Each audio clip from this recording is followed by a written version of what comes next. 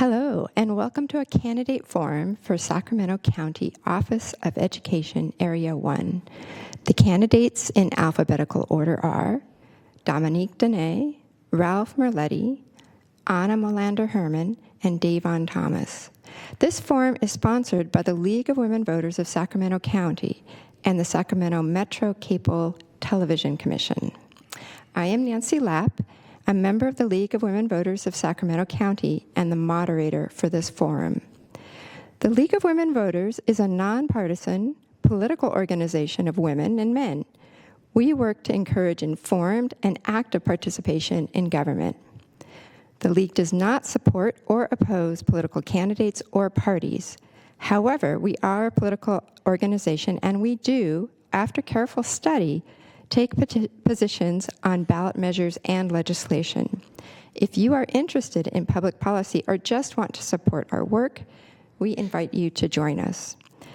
The format for this forum is as follows. Candidates will have 1.5 minutes each for an opening statement. They will have 1.5 minutes to answer questions in rotating order. Finally, speakers will have 1 minute for a closing statement. The timer is League volunteer Evelyn Orincho, and she will give you the 30 seconds left sign and then the stop sign. We begin with an opening statement from Dominique. Thank you. First, I want to say thank you to the League of Women Voters and Sacramento Metro Cable. This is an honor to be here. Thank you for investing time and resources. My name is Dominique Dene. I am a resident of Tahoe Park, but I was raised in Oak Park. That's of relevance because I have seen communities change, and I know what it means to be a community member who has both been a part of the change and both been left out. Currently, only 42% of children are reading in grade level at Sacramento County. That's a problem to me. That is what I have dedicated the last few years of my life to changing. As a policy leader at the state level, I helped pass AB 1454. As a former educator, as someone who has worked side by side with families as an advocate, as someone who has lobbied for a civil rights organization, and as someone who has both been undiagnosed and tracked into lower learning groups, I have both personal, lived, and professional experience. I care deeply about children. As a CASA, I work with foster youth. As a big sister to more than 14 siblings, I actively advocate for them in their school systems. I believe that we can do more as a county for our children. I've dedicated the past 20 plus years of my life to doing that, and it would be an honor for me to do that at the county level where I understand the role of implementation as a lever for equity. Thank you. Well, I'll keep going and just say that in addition to all the work that I do, I am very proud to be someone who has led citywide initiatives on Black student achievement. Currently, there's only 10% of, okay. Thank you. And we go on to Ralph for an opening statement. Good afternoon. Thank you very much for inviting me here, all of the organizations and all the work that goes into this. My name is Ralph Merletti. I've lived in the Fruit Ridge area for just over 25 years now, and so I've been actively involved in elections in the past, but this is the first time I'm running for this particular office. I have a long background in education. I would like to get young people to be excited about education, really get into it. Be hungry for education like you're hungry for lunch or dinner.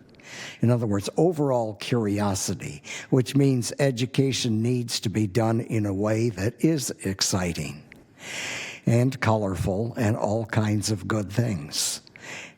Okay, and so I am hoping this time that I can have an effect on the election and the board, etc., education especially. I know it helps to run for office for name recognition and to help the young people involved in all of this. Thank you.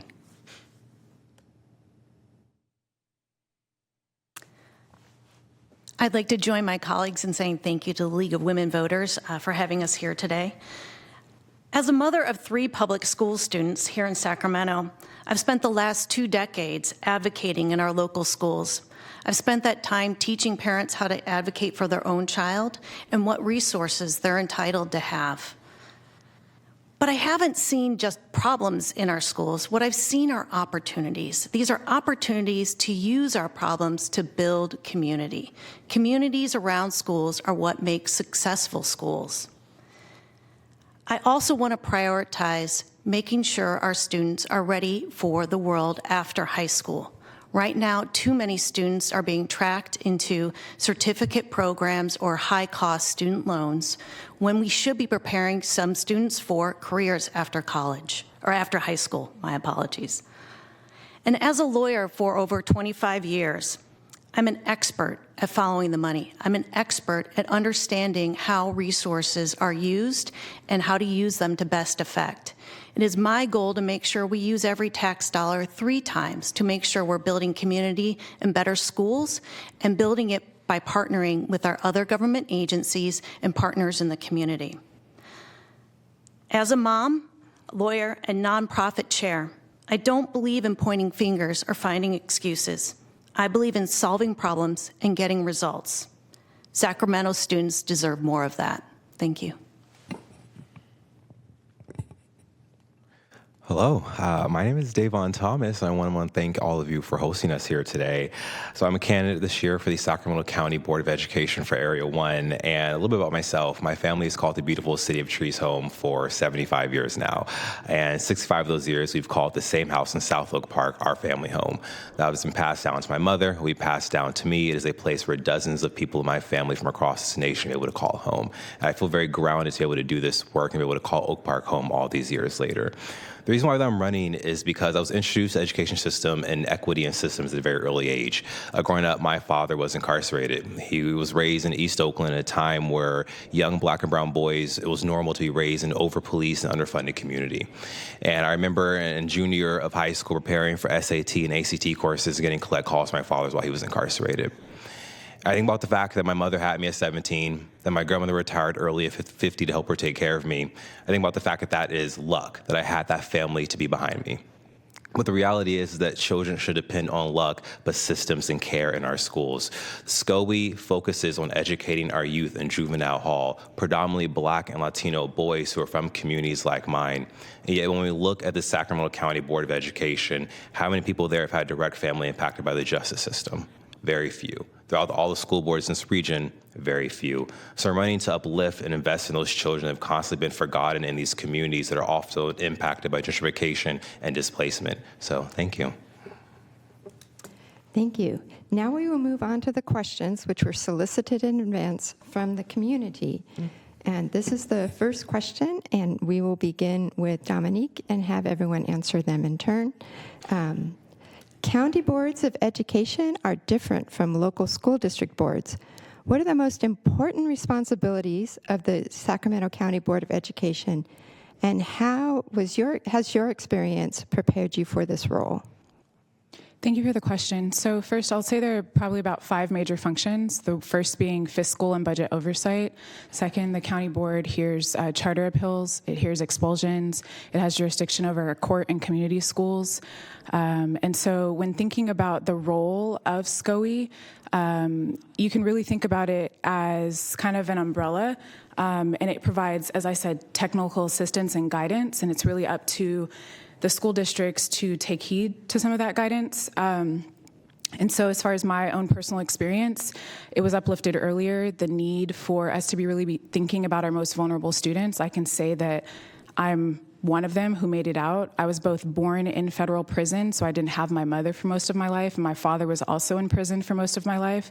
My brother was over-sentenced, and so I've had to advocate for services for myself and multiple family members. And so I know what it means to have a family member in a court school because my brother literally was in one.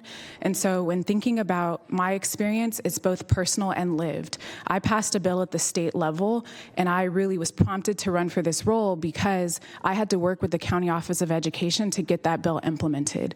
And so I really see the County Office of Education, it sits between state and local policy, and my current job and previous jobs, as well as my personal experience, prepare me to, on day one, work with the new county superintendent to set a vision for this region. Thank you. You can just go ahead. Okay, I would say my background in education is certainly a plus factor. I have long been involved with education, even studying to be a teacher or working out as, a student teacher quite a long time ago. And then this was in conjunction with my BA degree in geography from Cal State Northridge, and then later moving on to another state and spending time as a substitute teacher, seeing all the things and all the problems that can occur with that. And I've gotten the impression over the years that the education department can't do it alone. There has to be a cooperation with the family. A lot of what happens with the family it has to do with a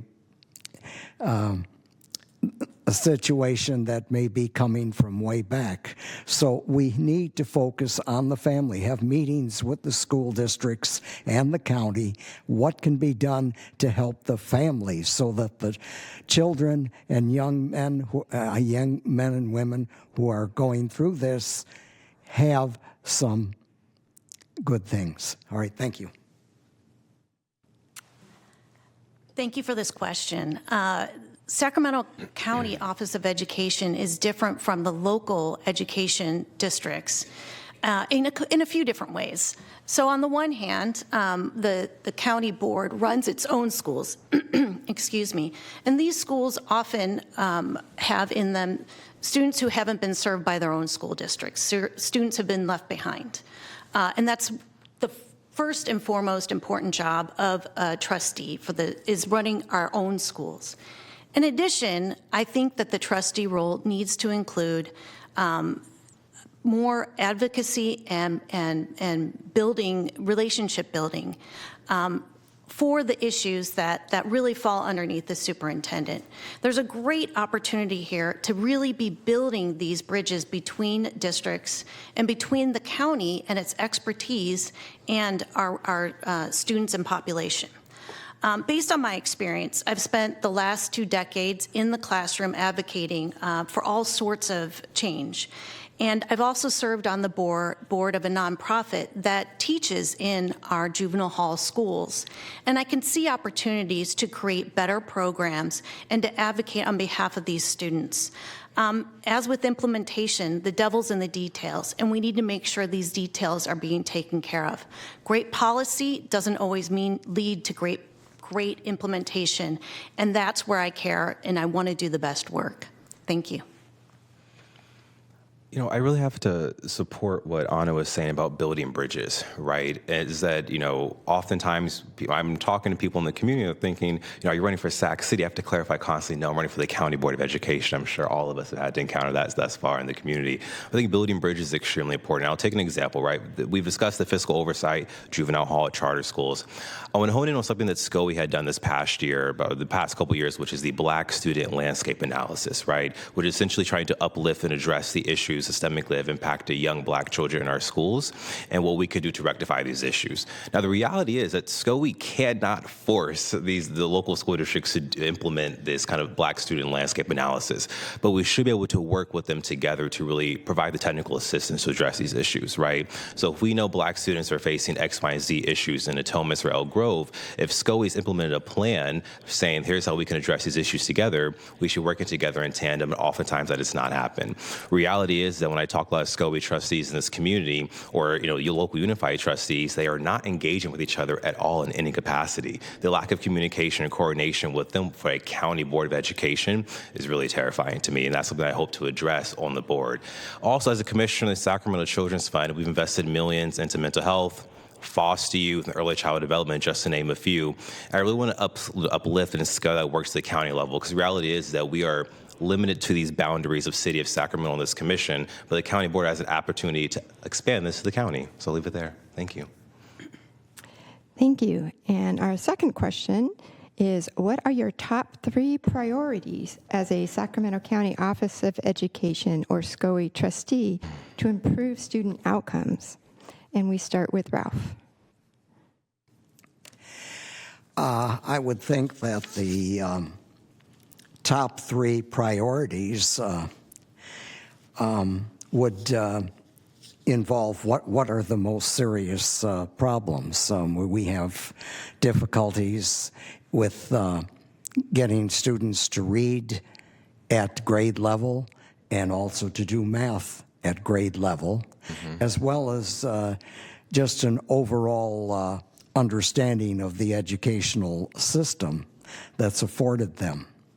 And what I would think, this is one thing I would like, I don't know if the camera can see this from that distance, but I believe in a strength-type triangle with faith at the top and family on one corner and education on the other. Put those 3 together, and then you have a much better situation to start off with. However, if we have problems with the family, for example, a high divorce rate or unrest, instability, that tends to make it more difficult for students to concentrate on their education. So we really have to work on all 3 of these to get a better start. And so that's what I would emphasize, more family meetings with the board. Thank you. I love talking about my priorities. The first priority, of course, and I think we've seen a lot of this in the news, is that there's a lot of mistrust behind what's going on financially with our school districts. So I think part of the role has to be to have an expert eye on the dollars, but also explaining it to families. We need to build back trust in the way that we are using our education dollars. We need to make sure we're building, this is number 2, we need to make sure we're building an education system that educates in high quality, educates all learners. One of the benefits of SCOE and one of its areas of expertise is special education. And it's something that we can deploy out to other school districts in addition to providing high quality education in juvenile hall. It's one of the greatest opportunities we have, and it hasn't borne fruit. And finally, and perhaps nearest and dearest to my heart, is that I want to expand career and technical education. Right now, as an outsider on a nonprofit, we're doing the best we can to make sure we're providing careers and opportunities for children and adults.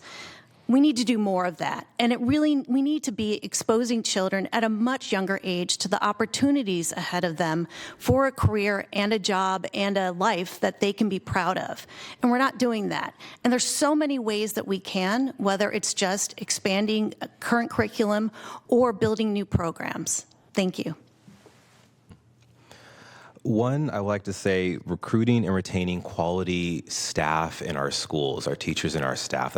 We are going through a teacher shortage, not only in this nation, but across California as well, due to rising education costs, housing costs. And so ensuring that we have quality staff in our classrooms and recognizing the fact that some schools have greater credentialed teachers or more experienced teachers than others, and how can we address those disparities? So if we had a Black student landscape analysis, ensuring they have an educator and workplace analysis, so we actually can make sure we're finding staff here in our classrooms. We have Sac State, UC Davis, a phenomenal, robust community college system, which we're able to retain from our community for our education workforce. That's 1. 2, expanding mental health resources in our schools. Due to the effects of COVID, we've seen a lot of students face a lot of seclusion, a lot of loneliness and emptiness, and I really experienced that myself as a student just in the past decade, right? So we've seen LGBTQ youth who are 5 times more likely to attempt suicide than their straight peers, and Black student depression has increased by 19%. consistent over the past 8 years. So wanting to be able to address that and ensure we have culturally competent mental health resources in our schools is extremely important.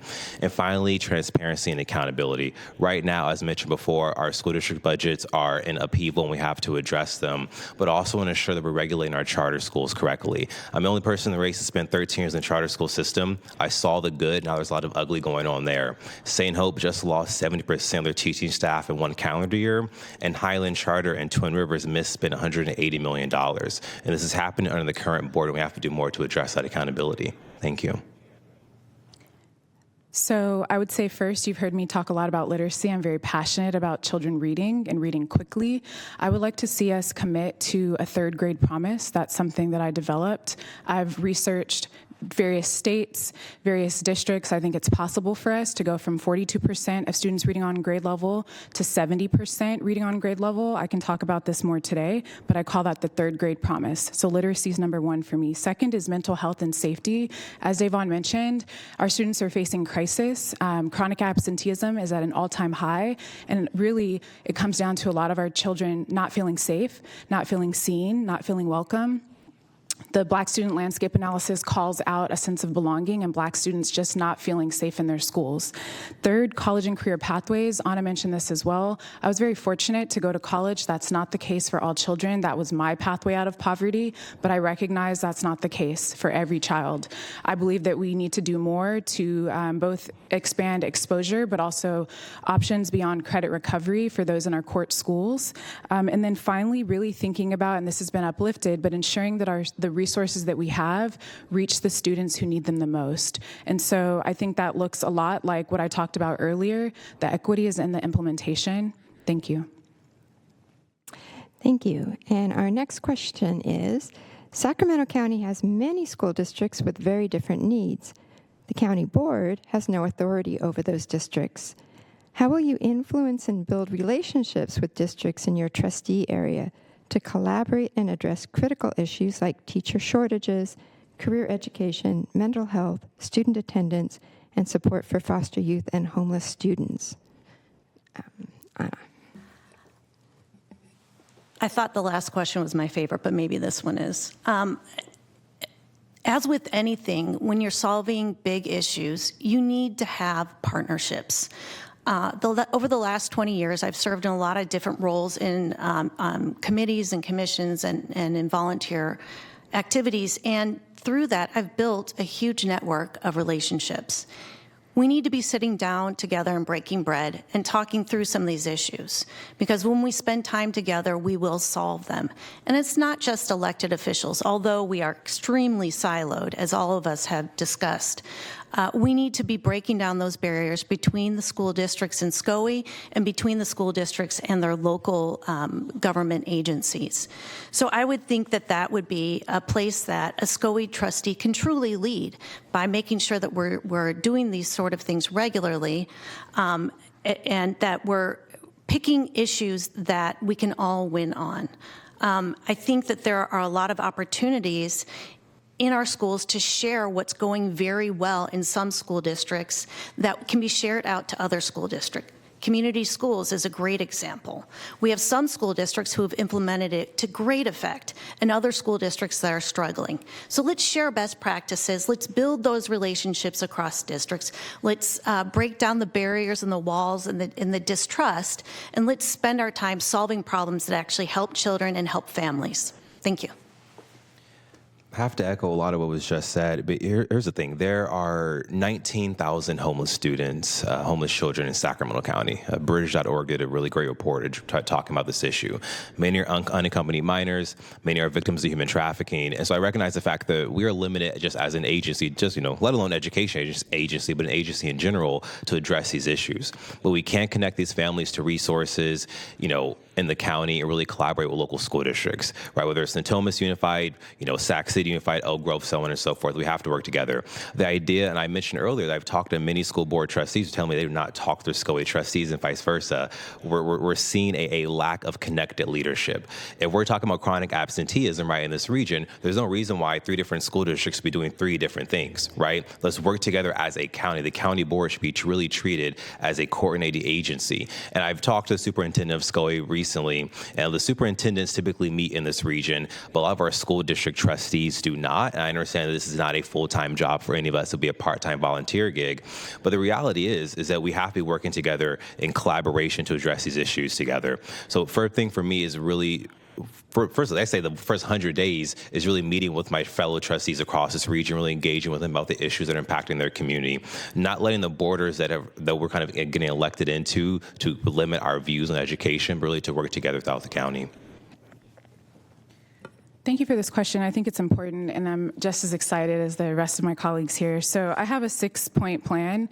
And so for me, I think first it would be a 360-degree evaluation of the superintendent, the county superintendent. Obviously, the new one is coming in, so this wouldn't apply.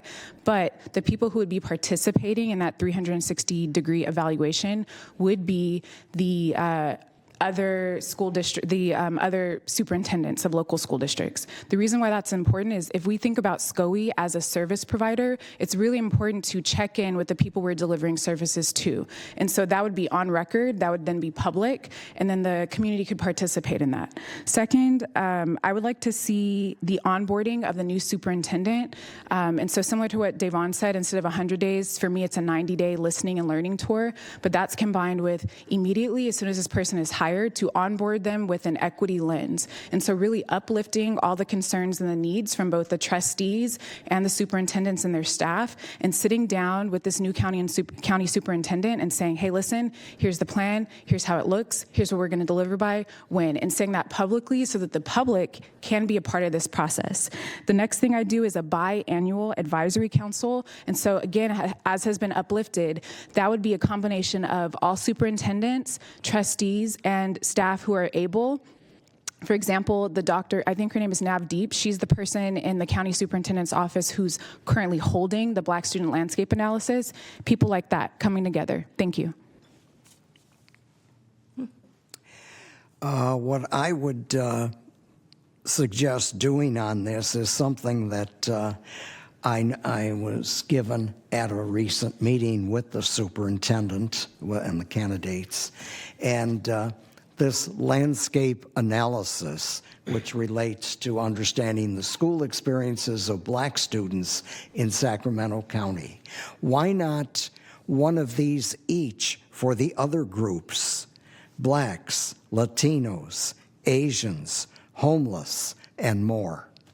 So why doesn't the SCOE do one of these pamphlets or notebooks for each of the different groups that are having special needs? And then I would suggest that things would start going better. Yes, working together would be good, but in order to do this, you have to go to many more groups than just one. And while this is a good start here, what we need is one of these for each of the groups. And then we could work it out from there. What are the needs? What needs to be done and so forth, so that everybody feels welcome. Everybody feels welcome and is ready for an exciting school year of education ahead. Thank you. Thank you. And the next question is, the county board serves as the board of record for court and community schools, which often serve some of the county's most vulnerable and disconnected students.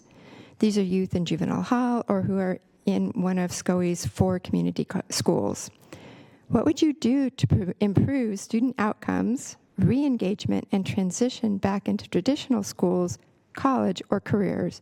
How would you hold the superintendent accountable for these students? And we start with Devon. I'd actually ask you to repeat it one more time, actually. Oh, sure. That's a long one. It is a long one. The county board serves as the board of record for court and community schools, which often serve some of the county's most vulnerable and disconnected students. These are youth in juvenile hall or who are in one of SCOE's community schools. What would you do to improve student outcomes, re-engagement, and transition back into traditional schools, college, or careers? And how would you hold the superintendent accountable for these students? Absolutely. So one, I think first off, really trying to actively engage these students as the members of the community that they are, right? So I've talked recently, and we've talked in this community about participatory budgeting, right? Which is essentially saying, here, we have this limited amount of money, let's actually engage with how this community wants to see it spent, right? And typically we talk about the adults out in the neighborhood, in the community. What about really engaging the students who are in these schools, saying, here's what I actually need, what I believe I think I need to thrive in this environment, right? I think so many times we talk about the provider of services, and as we mentioned before today, but the recipients of these services. Talk to the students about what they actually directly need. So that's one. I think two, really ensuring we have smaller classroom sizes and increased instructional aids in the classrooms. These are students who are going through high needs, experiencing poverty, trauma, and violence. So ensuring they have smaller classroom sizes and additional support in the classroom is extremely important. And one thing I also want to uplift is something that Anna had mentioned earlier, really about career and technical education. When we talk about these students who are in these schools, I can talk about the fact that many of them are most impacted by poverty and trauma and violence, but also even folks who are impacted by climate change, right? And when we talk about green technology and we talk about green jobs, the people who are most impacted by climate change are often the ones left out of these type of career pathways, right? So ensuring that those students have access to that type of career and technical education is extremely important as well. So I'll leave it there. Thank you. So specifically for our students in court and community schools, they can be with us for court schools, 30 to 90 days. I believe that that's enough time to make progress. And so what I'd like to see is screeners implemented more frequently to really assess specifically for literacy where students are when they come in, and more rapid data cycles. When we're thinking about community schools, as was already mentioned, this is a very important approach to schooling. So I would want to see us stabilize this funding. As we know, education funding right now is very volatile when it's tied to Prop 98, and so I think that's a future conversation. But as it relates to community schools, there's a real opportunity for us to do more for the students there if we really think about stabilizing that funding. Specifically, to hold the superintendent accountable, there's a lot of ideas I have. One is a community schools fidelity audit. So really thinking about how have the dollars been used? How do we know? Is it working? How do we know? And then thinking about an LCAP and LCFF transparency dashboard. A lot of those dollars go to community schools. So really digging in deeper on the data and thinking about if we've spent more money for these particular students, are we actually helping them achieve their goals? Going back to the court schools, thinking beyond credit recovery, a lot of students come into our care, and then we're only really thinking about, did they get enough credits to catch up? But really, what does their life plan look like? And so really being supportive and treating them as we would our mainstream students, and ensuring that the teachers who teach in those spaces have the same training, materials, and supports. Thank you. I would say that so far as I know, SCOE, at this recent meeting we had with the superintendent, one of the things given was reentry program overview, and it looks like a lot of good things happening in here. Who we serve, parole, probation, in custody, juvenile courts, and so forth. And what we need to do is expand on this and work harder at it. While the family, part of the problem is a disrupted family or something like that, what we need to do is get all of this together. Why not get the local churches involved?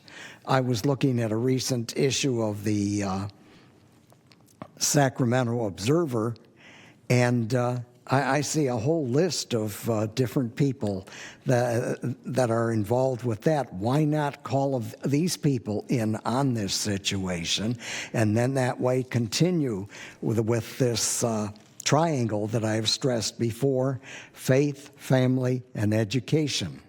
And then it's going to take everybody. It's going to take everybody, and even some prayer, of course, some prayer on this too. It won't happen overnight, but at least I see SCOE has a start. Thank you. I think from what we've all been saying, it's clear that these schools have issues. And I come from a slightly different perspective with a nonprofit that is in juvenile hall school and the court school, providing education. And what I can tell you is that SCOE's not doing a great job. We're looking at credit recovery as enough, and that's not enough.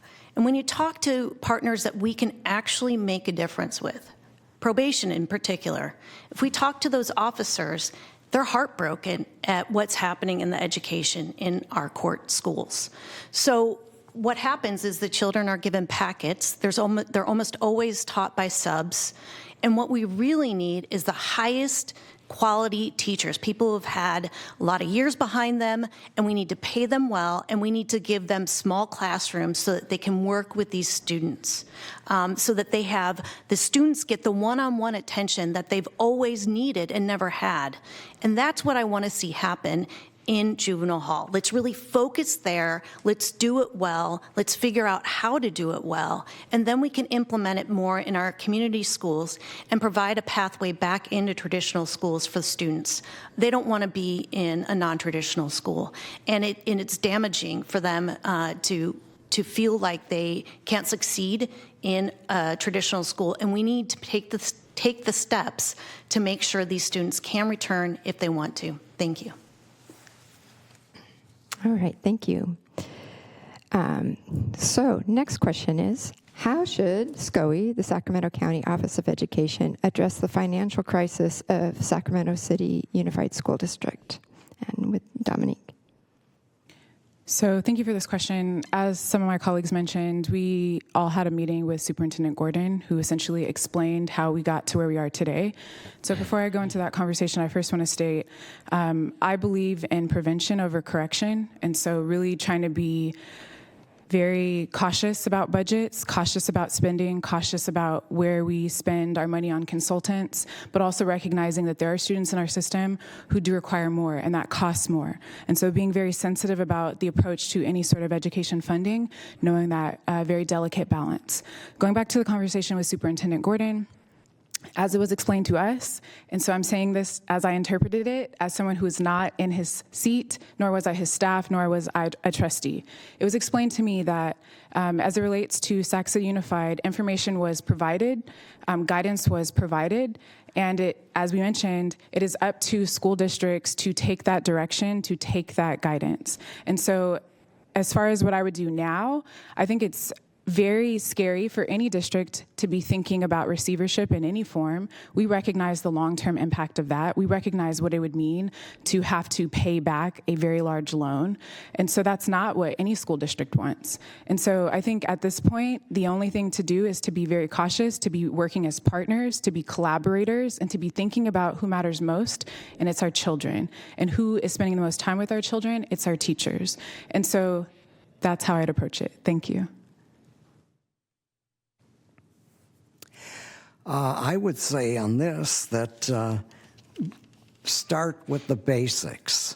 I mean, we have programs already, concerns over reading and math. Improve those. Make sure that the money is spent on those first and then get to the smaller things after that. So I would say for all of the groups who attend our schools in this county, let's start with if we've got groups that are not reading at level, then let pour more money into that and more attention to that. Get the parents involved with that, and then more of that as much as we can, and then look at the other items. As far as fiscal responsibility, start with the basics and find a way that also anybody who wants to can go to college, starting with the community college system. I remember a year ago visiting over at Sac City College, and they had a band performing there, and something that's a banner that said, icangotocollege.com. And that's what we ought to look at, too. Look at every possible way to improve the situation. Thank you. When it comes to Sac City Unified's financial crisis, this isn't something new. This has been the same boom and bust cycle for decades now. And there's been an extraordinary amount of finger pointing over the years, and especially now that we are in such dire straits. but that's not helping. And I can tell you who didn't cause this financial crisis. It's the students in the district, yet they're the ones who are going to pay. When you have a district in crisis like this, we look at school closures. We look at the reduction in resources and services to students. And I won't let that happen, not on my watch. So I think we need to build back trust in our financial system. We need to get additional transparency. Some of that comes from a very antiquated and difficult accounting system. It's an accounting system that should be available for everybody to view, and it used to be, but it's been taken down. But we need to simplify that so that parents can trust the numbers they see, so we can see when money is put into the wrong buckets, and we can see when it's been overspent. And that happens a lot in Sac City Unified. Let the community help. But in addition, to get past this crisis, we are going to have to hold arms together, all of us, in order to solve this problem, because there is nothing more disruptive than having a school district that's about to go under. Thank you. Antiquated systems and practices. I think that is something that Anna just mentioned I have to definitely uplift in this process. What we've seen during, Sac City Unified, especially during COVID, was using a lot of one-time COVID funding to fund long-term expenditures. And that is a very unsustainable practice any school district should be following whatsoever. So that's one. I think two, really addressing, which is something that's not only happening in K through 12, but also higher ed as well. I've spent most of my life as a student leader in grad school and undergrad. A lot of overpaid bureaucrats and admin.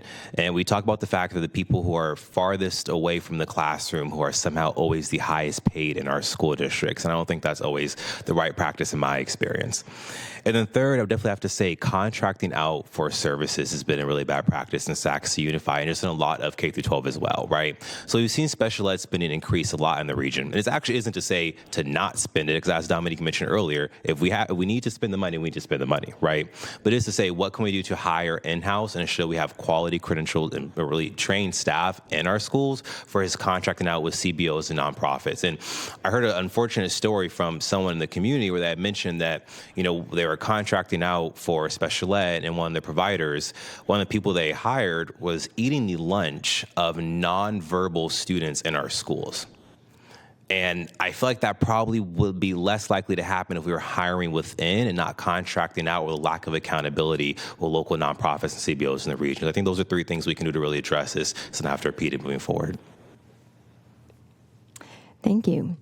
Now, county boards are mandated to review appeals from charter schools that are denied by local districts. How would you review a charter appeal that comes to you? What are the aspects of a high-quality charter, and how would you ensure accountability for student results for a charter approved by the board? We are starting with Ralph. One of the things I think about on that is, why do we have charter schools in the first place? And some may agree or not agree on that, but I have to wonder, do charter schools form because parents are dissatisfied with the current school district that they're in? Or is it, this is something extra, we'd really like to have a focus on a certain area? So as far as charter schools, I would say do what we can on this. But it shouldn't be a, how would you say it, clear all or solve all problems like that. It's nice to have a sort of an academic atmosphere in which it starts to look somewhat like a college atmosphere or a junior college or so. But I still get the feeling when there are charter schools, what has happened? What has happened with the regular school district? And that's the question I would put on that, is that charter schools, good ideas. I mean, they're going to be stronger in, how would you say it, enforcement, or how would you say, display of the academic fields. Thank you. I'd like to uplift what Ralph and Dominique and Davon have said earlier, and that is that there are communities in our county who are not being served by our traditional schools. Those communities, by and large, tend to be Black students or Latino students. And as the mother of 3 Latino students, I know this all too well. But we can't solve our problems on the backs of these students. So when it comes to an appeal, it's obviously gone through a process already in the school district. So as a lawyer, the first thing I do is gather evidence. So I'd want to know, why the board made the decision it did, how it was viewing the charter itself, and what concerns they had. Why is it that you don't want this charter in your district? And let's see what the facts are there. And then I would do my own analysis. I would visit and spend time with the charter schools, with the people who are proposing it. If they have previous charters, I'd want to look at those and look at the finances as well as the success rates of the students, because that's what I care about. I care about seeing students getting a high-quality education, regardless of my views on charter schools. But I think we can't throw out the baby with the bathwater. I think we really need to focus on accountability and whether these schools are delivering results with children. Thank you. As I mentioned before, I'm a proud 13-year product of Sacramento charter schools. My family was failed by the public school system many decades ago. My grandmother made an effort when we moved back home to Sacramento to never see me fail in our K-12 system.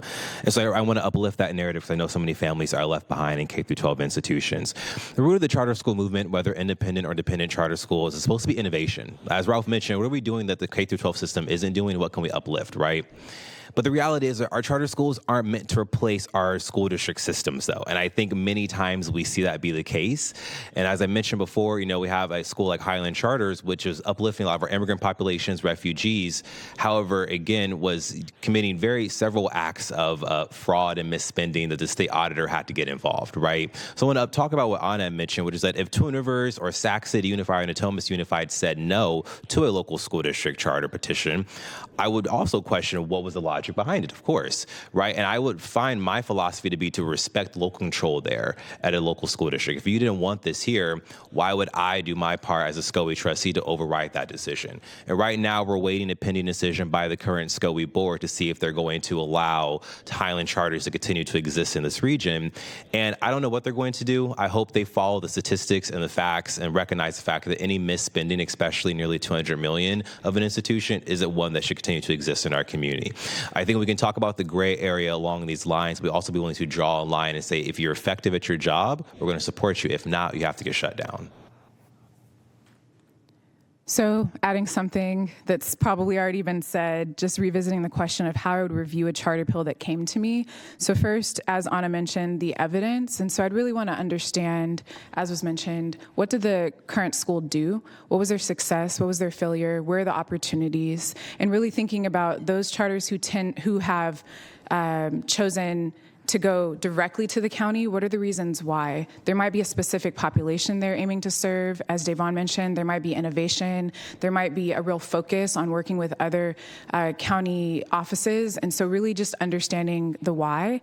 When thinking about the second part of the question, what are the aspects of a strong charter? As someone who has both worked in traditional public schools as a board member and also in charters, at a charter management system, I was responsible for governance, and so I had to keep our charter moving. And so I do know the ins and outs of that, and I do agree with my colleagues here that really thinking about how we're serving our children, are the outcomes there or not? What is the budget model? What is the staffing model? Are we recruiting, retaining, and developing our teachers? How does that look long term?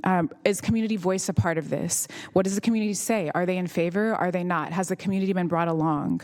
What do the finances look like? What is the unique approach to learning? So this is some of the things that I'd be thinking about, but as someone who, again, has worked in multiple governance models, I'm for what is best for children and families. Thank you. Thank you. We will now go to closing statements, and we will begin with Davon. Just like that. I initially, when I thought about joining this race, I thought, being 27, being the youngest person in the race would be a weakness, but I see it as a strength. I'm the only person here who's been to high school in the past 10 years. I graduated in 2016, and right now we have leadership across this county on school boards, councils, board of supervisors, folks who haven't been to school in decades, and it shows. They're out of touch. They're not engaging in this community. They don't know anybody who's actually impacted by their decisions. So a big thing for me as a young person who has a lot of energy and time and capacity to do this work is to be actively engaged. I wouldn't be here without my mother and my grandmother. I recognize the fact that all of our tribes and our communities and our foundations look differently, but we all serve the same community that is the City of Trees and this county of Sacramento as well. So if elected, my goal is really to uplift and honor all the communities that came before me and the ones that are come after us as well. Thank you. Thank you so much for the time today, and thank you to my colleagues for your incredible ideas and understanding of the issues facing our schools. As a mother of 3 public school students here in Sacramento, I've spent the last 20 years tilting at windmills because so many of these issues have been facing our schools for such a long time. And I'm so glad to see other people picking up this mantle and being interested. I think I'm different from my colleagues, though, because of my unique skill set. I've spent this time meeting people, partnering with them, and building new and better ways of educating children. And when you have that record of success, small successes and big ones, you build really good relationships. And I think we're never going to get out of this system if we don't do more of that. And I think that my ability to turn my experience into true results for our students will be a true hallmark of my service. Thank you very much for your time.